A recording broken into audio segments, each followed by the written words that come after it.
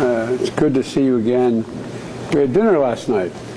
I told you sat next to my wife. You were so captivating. I was worried she liked you more than she likes me now. I don't know. But thank you very much for being so gracious. You heard me say it before. Nothing is beyond our reach, in my view. I really mean it. When Mexico and the United States stand together and work together as we've been doing. We see in our security cooperation, we're working side by side to combat arms trafficking, to tackle organized crime, and to address the opioid epidemic, and including fentanyl, which, when we talk privately, I want to tell you about my great conversation with Xi Jinping on that issue. And in our economic cooperation, we're growing our economies from the bottom up and the middle out, so not just the wealthy benefit, but all our citizens benefit from our economic growth.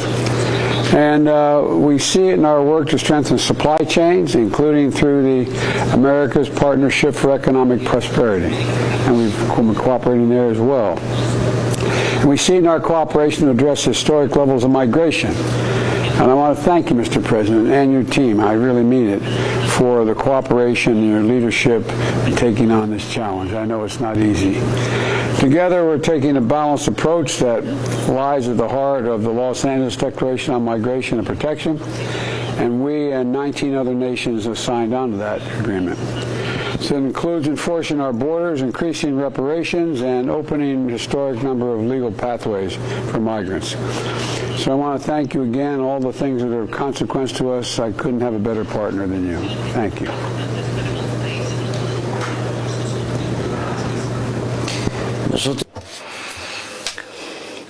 We are highly satisfied of joining you here in San Francisco and have the opportunity to meet President Biden anew. The relation between our countries is excellent. Our people, our friends, this is a respectful and cooperative relationship for development. In recent years, basically due to this great relationship we have with our neighboring and brother country, we are commercial partners. We are the main trade partners in the world, which is outstanding.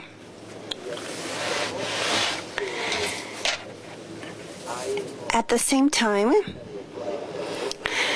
there are around 40 million Mexicans working and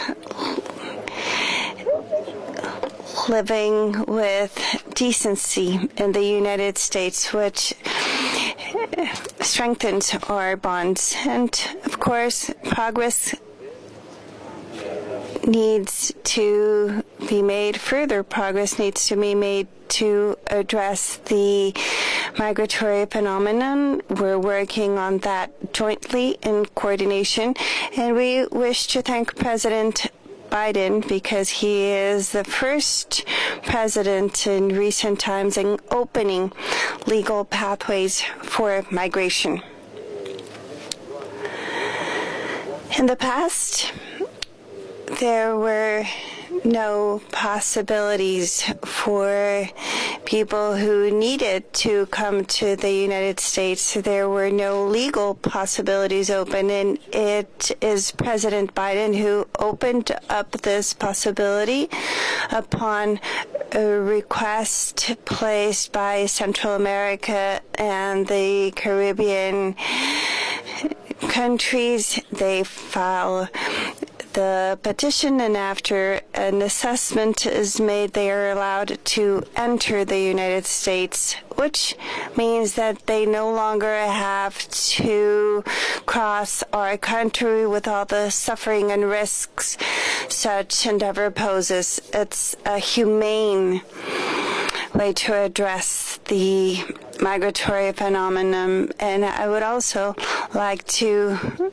express and to state that he is the first president in the United States in recent times who has not built walls.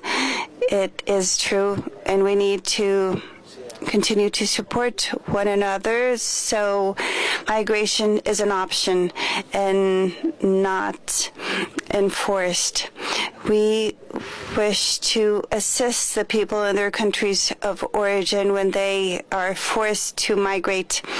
We are fully satisfied in holding this meeting. And as regards to drug control, Mexico's undertaking is to continue to support so we do not allow the introduction of chemical components and chemical precursors to fentanyl, because we're fully aware of the damage it poses to the United States youth.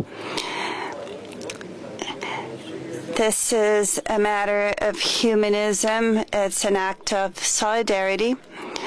We are sincerely committed to continue to assist at our fullest capacity to prevent drug trafficking, namely the entrance of fentanyl and other chemical precursors.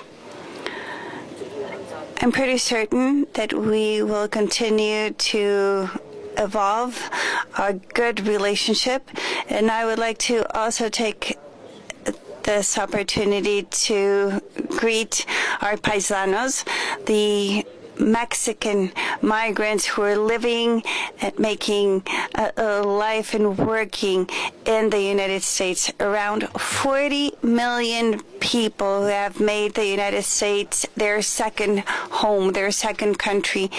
And I would also like to inform those who may not be aware of this, that in recent years, there are many American citizens who are moving to Mexico to stay there, to live in Mexico. So welcome, because we are brotherly countries. Thank you. This is what I wanted to say, as well as that we have a great relationship and you have an extraordinary president in the United States, a man with convictions, a good man.